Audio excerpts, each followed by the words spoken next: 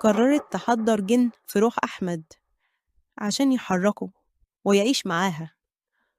والجن ده عشان يتغذى لازم روح بتضحي بيها كل 4 شهور، يعني 3 في السنة، وإلا أحمد مش هيتحرك تاني ويعيش معاها. هي كاتبة حاجات كتير عن أحمد ابنها اللي مات من قهرته على بنت كان بيحبها، وهي غدرت بيه ومرضتش تتجوزه، فقررت تنتقم وفي نفس الوقت ترجع ابنها أحمد. وبدأت الحكاية بأنها ترجع أحمد بالجن ويخطف البنت دي عشان تحبسها وتعذبها وتاخد روحها قربان للجن. أنا بقرا الكلام ده وأنا مش مصدقة إني كنت بتعامل مع جني مش مع إنسان، وإن حماتي بتعذب كل البنات عشان تنتقم لروح ابنها اللي أكيد اللي عملته ده هو ما كانش هيقبل بيه، ولا البنات التانية ليهم ذنب. خدت الكتاب وحطيته عندي عشان أتخلص منه، بس بعد كده قررت أحتفظ بيه، وقررت أرجع شغلي اللي سبته من ساعة ما اتجوزت، وأرجع أمارس حياتي عادي وأخرج مع صحباتي.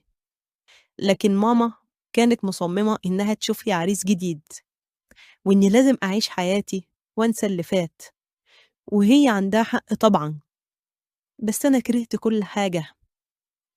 أنا عايزة أعيش حياتي مع أمي لوحدنا.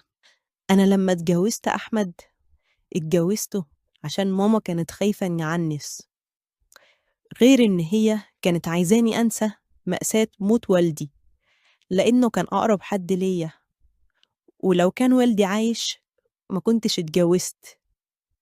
يمكن ده التشابه الوحيد اللي بيني وبين أحمد، إن والدنا متوفي. وفي يوم من كتر ما أنا حاسة إني هتجنن من التفكير، ومن كتر ما والدي وحشني قوي، طلعت الكتاب من الدرج وشفت فيه التعويذة اللي حماتي جابت بيها روح أحمد تعيش معاها، وفكرت وقلت إن أنا لازم أستحضر بيها روح والدي، وجهزت كل حاجة، وكان فاضل لي بس روح القربان اللي هقدمه للجن واللي بيتشرط إنه يكون إنسان.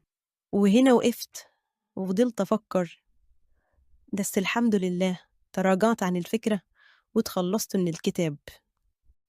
ولحد هنا قصتنا انتهت. لو عايزين جزء رابع اكتبوا لنا في التعليقات.